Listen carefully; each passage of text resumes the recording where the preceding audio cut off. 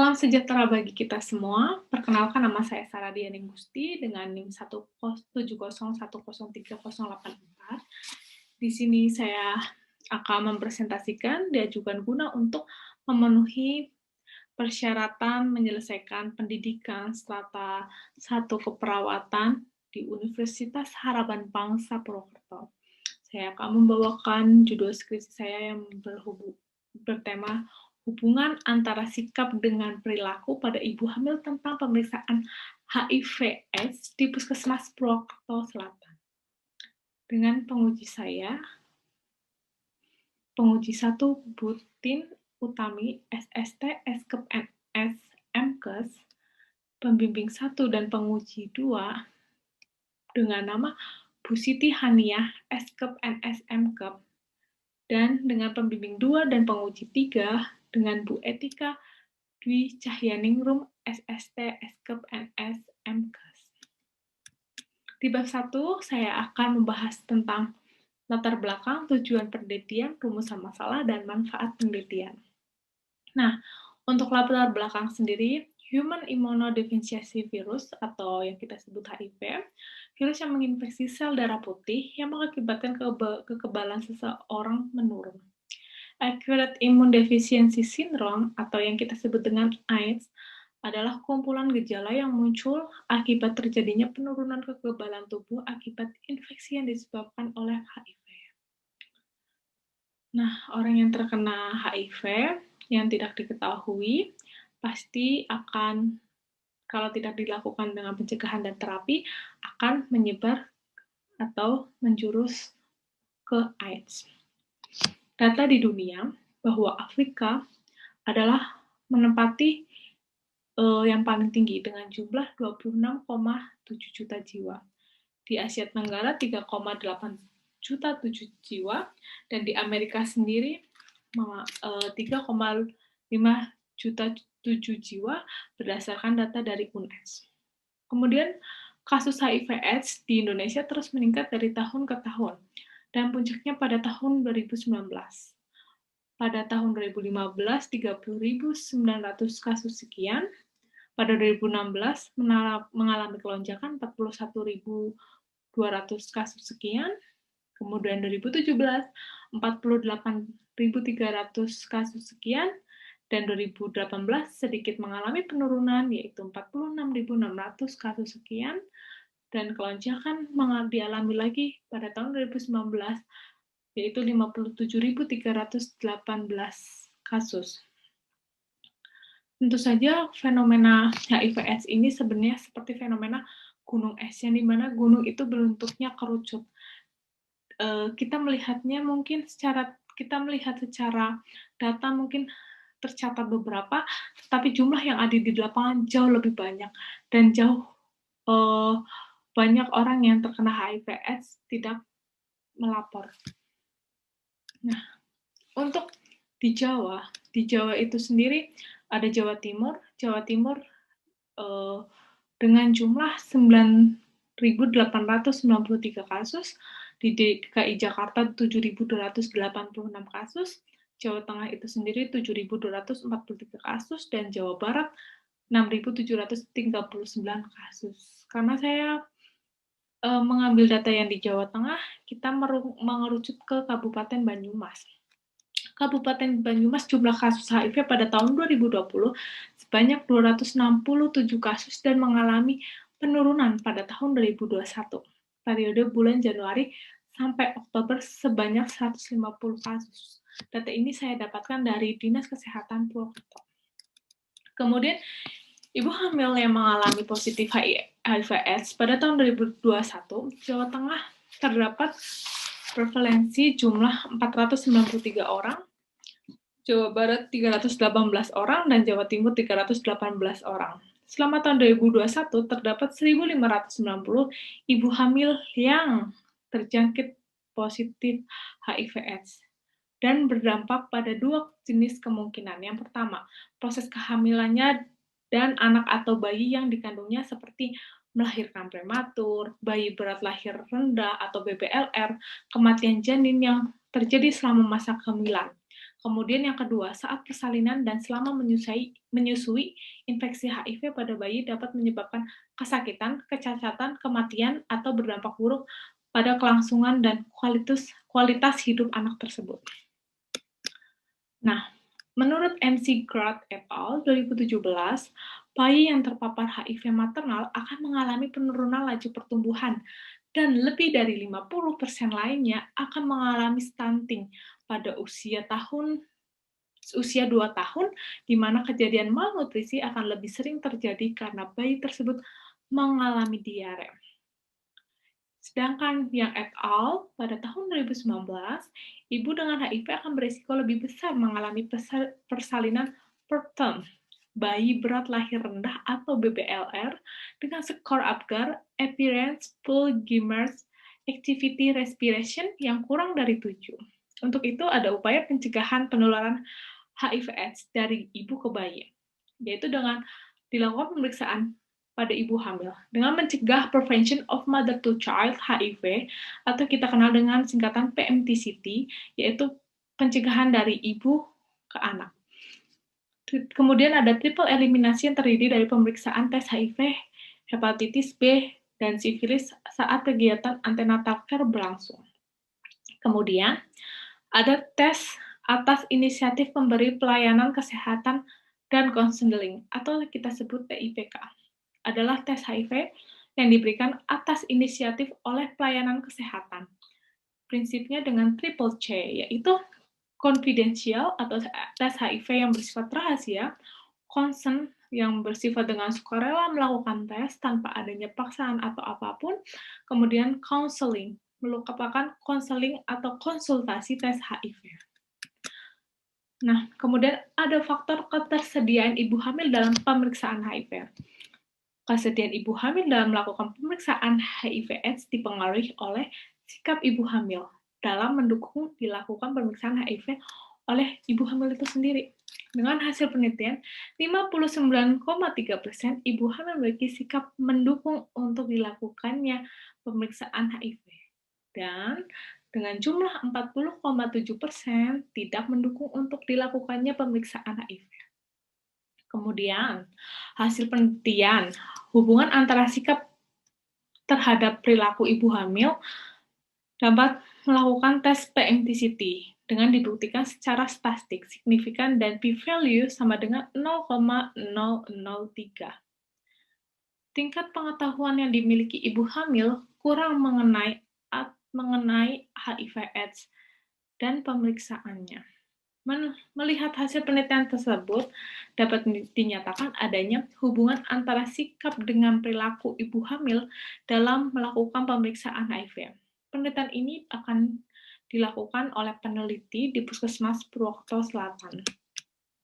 Untuk rumusan masalah, adakah hubungan antara sikap dan perilaku pada ibu hamil tentang pemeriksaan HIV/AIDS di Puskesmas Purwokerto Selatan? Manfaat penelitian, manfaat teoritis. Hasil penelitian ini diharapkan dapat memberi sumbangan informasi pada bidang ilmu keperawatan maternitas, serta memberi pemahaman kepada pembaca tentang sikap dan perilaku ibu hamil tentang pemeriksaan HIV/AIDS. Manfaat praktis yaitu bagi responden, bagi Universitas Harapan Bangsa itu sendiri, bagi tempat penelitian, dan bagi peneliti selanjutnya. Untuk tujuan penelitian ada tujuan umum, mengetahui hubungan antara sikap dan perilaku ibu hamil tentang pemeriksaan HIV/AIDS di Puskesmas Purwokerto Selatan. Tujuan khusus adalah 1. Untuk mengidentifikasi karakteristik ibu hamil berdasarkan usia, pendidikan, pekerjaan, dan varietas di Puskesmas Purwokerto Selatan. 2. Mengidentifikasi sikap ibu hamil tentang pemeriksaan HIV/AIDS di Puskesmas Purwokerto Selatan. Kemudian mengidentifikasi perilaku ibu hamil tentang pemeriksaan HIV/AIDS di Puskesmas Purwokerto Selatan. Kemudian untuk menganalisis hubungan antara sikap dan perilaku ibu hamil tentang pemeriksaan HIV/AIDS di Puskesmas Purwokerto Selatan. Untuk bab 2, kita akan membahas tentang tujuan teori, kerangka konsep, dan rumusan masalah. Nah, kita mulai dari gambar yang pertama, yaitu HIV/AIDS. Apa sih itu HIV/AIDS? HIV itu kan singkatan dari Human Immunodeficiency Virus, yaitu sejenis virus yang menyerang sistem kekebalan tubuh manusia. Dan apa sih itu AIDS? AIDS itu adalah merupakan tahap akhir dari infeksi HIV itu sendiri. Nah, asal muasalnya muncul virus HIV adalah pertama kali diisolasi oleh Montagnier et al. Di Prancis pada tahun 1983 dengan nama lymphadenopathy associated virus atau disingkat dengan LAV. Sedangkan GLO di Amerika Serikat mengisolasi virus HIV-2, kemudian pada tahun 1986 atas kesepakatan internasional, virus ini diberi nama virus HIV. HIV dapat menginfeksi individu apabila kontak dengan orang dengan HIV/AIDS atau OTHA melalui cairan tubuh. Kemudian di sini juga ada sedikit pencegahan.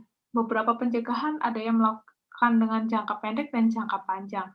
Jangka pendek itu dengan upaya memberikan informasi kepada kelompok yang resiko tinggi atau rentan udah terkena penyakit HIV, yang kita harus memberitahu kalau penularan HIV itu penularan virus HIV itu melalui cairan tubuh, melakukan hubungan seksual dengan banyak pasangan, dan melalui ibu hamil yang positif HIV. Dan dengan jangka panjang adalah dengan rubah sikap dan perilaku masyarakat dengan kegiatan positif yang dapat meningkatkan norma agama maupun sosial, sehingga masyarakat dapat mempertanggungjawabkan perilaku. Jadi kalau misalnya kita sudah tahu dengan masyarakat, dengan agama pasti tidak akan melakukan hubungan seksual dengan berganti-ganti pasangan. Kemudian ada konsep sikap. Konsep sikap dalam hal ini adalah di mana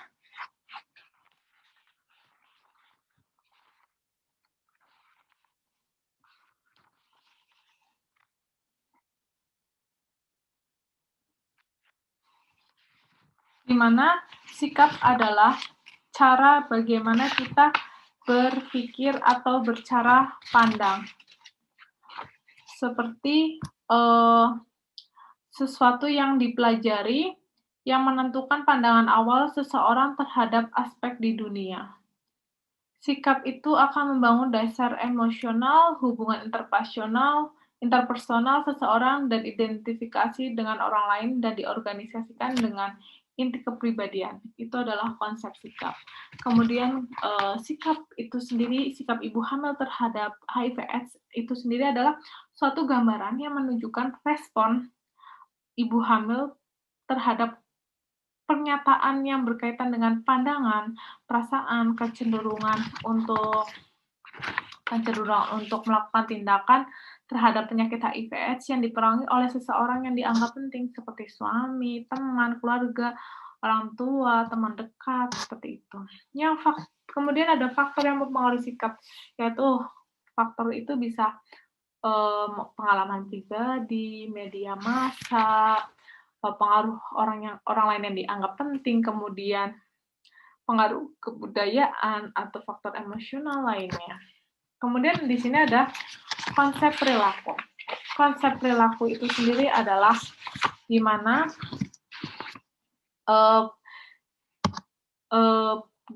perilaku itu merupakan suatu aksi atau reaksi suatu organisme terhadap lingkungannya berwujud bila ada sesuatu yang diperlukan untuk menimbulkan tanggapan yang disebut rangsangan. Jadi perilaku itu lebih ke tindakan atau melakukan hal. Sedangkan sikap itu kan lebih ke cara pandang dan cara berpikir. Tapi perilaku itu lebih ke rangsangan tubuh untuk melakukan. Nah, perilaku itu sendiri, perilaku ibu hamil terhadap HIV/AIDS. Bagaimana kesediaan ibu hamil untuk melakukan tes HIV atau tidaknya. Kemudian dari sisi lain, kalau sudah ada perilaku tersebut kan berarti ada pengetahuan, akses informasi, dukungan suami atau dukungan tenaga kesehatan yang, eee, mendukung untuk, eee, perilaku berperilaku melakukan tes HIV.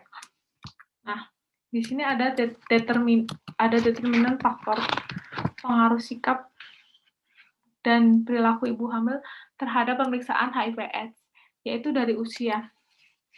Kalau misalnya melihat dari usia, kita bisa lihat dari usia yang kurang dari 21 tahun itu lebih mungkin menerima tes HIV dibandingkan usia yang lebih dari 32 tahun. Mengapa? Karena bahwa ibu hamil yang usia lebih tua sangat mungkin terkena HIV dikarenakan riwayat praktek-praktek seksual sebelumnya. Sedangkan dari pekerjaan, yaitu seorang ibu eee, yang bekerja lebih banyak berinteraksi atau bersosialisasi di luar.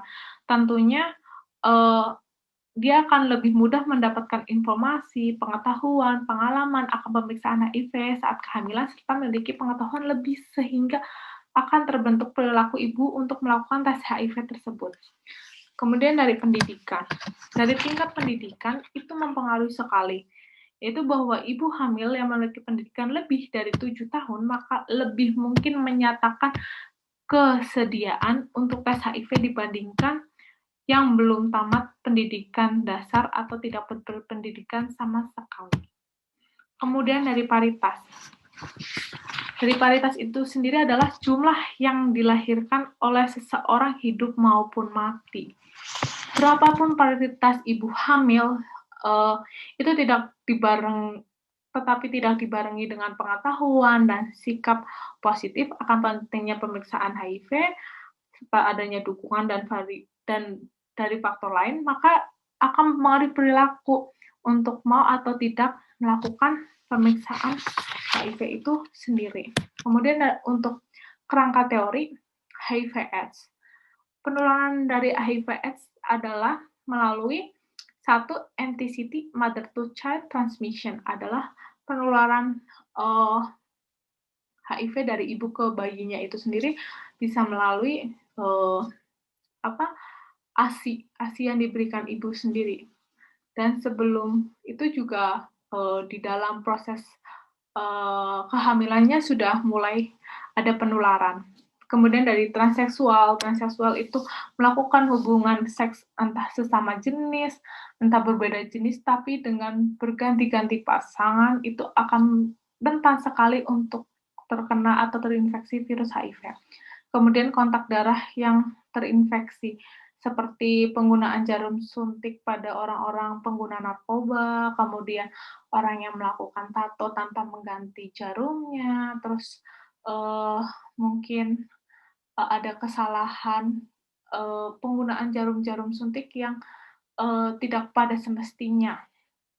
Nah, itu semua juga dapat menular ke kelompok beresiko seperti ibu hamil.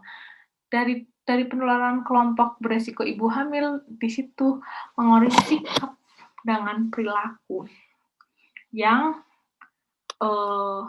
dipengaruhi oleh determinan faktor pengaruh sikap dan perilaku ibu hamil, yaitu seperti usia yang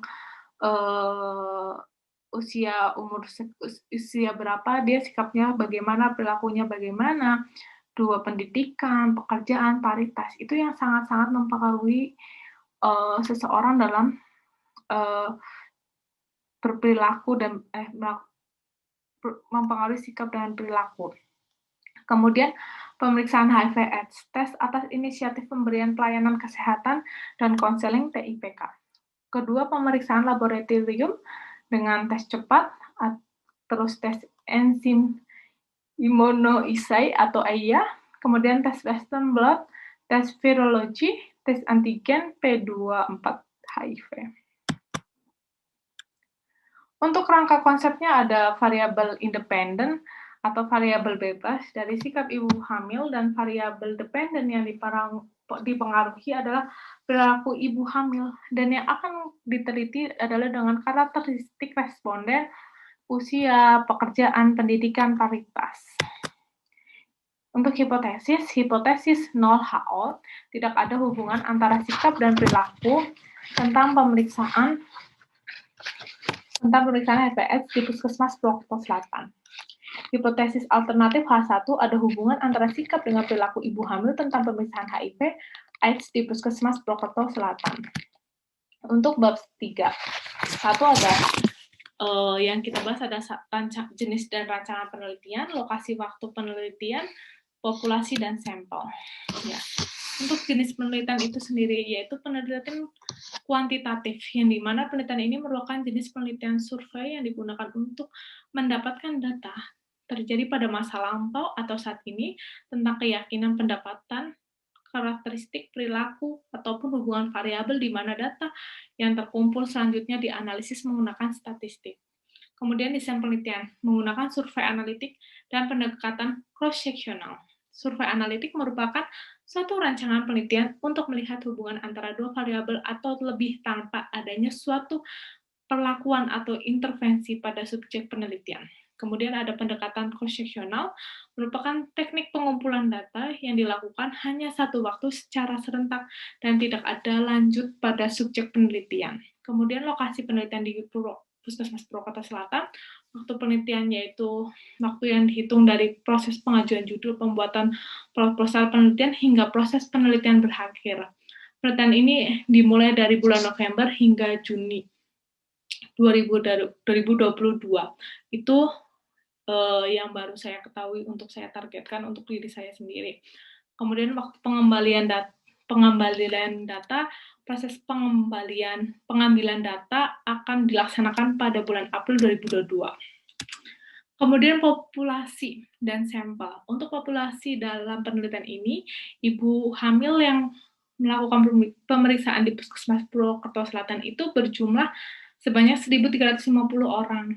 Nah, kemudian saya mengambil sampel dengan G-Power, ibu hamil yang akan saya teliti di Puskesmas Purwokerto Selatan, yaitu sebanyak 84 ibu hamil. Teknik pengambilan sampel pada penelitian ini menggunakan teknik accidental sampling, yang dimana kita menunggu pasien atau ibu hamil itu datang melakukan pemeriksaan. Kemudian jenis data. Dalam penelitian ini menggunakan data primer, yaitu data yang diperoleh atau dikumpulkan secara langsung dari survei lapangan yang menggunakan semua metode pengumpulan data original. Variabel penelitian, untuk variabelnya ada variabel bebas, yaitu sikap itu sendiri. Variabel terikatnya adalah perilaku. Analisis data. 1. Analisis univariat. 2. Universitas bivariat. Menggunakan uji Spearman-Lang, hasil Spearman-Lang berupa nilai probabilitas p-value dengan tingkat kemaknaan A sebesar 0,05 derajat kepercayaan 95% dan diolah menggunakan SPSS. Nah, di sini ada definisi operasional yang dimana saya menggunakan karakteristik respondennya itu berdasarkan usia, pendidikan, pekerjaan, dan kualitasnya. Untuk pengolahan data, kita menggunakan pemeriksaan data, pemberian skor, pemberian kode, pemasukan data, dan pengolahan data. Nah, itu semua yang akan saya lakukan di dalam skripsi ini. Terima kasih untuk waktunya, dan mohon maaf apabila ada salah di dalam perkataan atau perbuatan atau dalam berpresentasi. Terima kasih dan Assalamualaikum warahmatullahi wabarakatuh.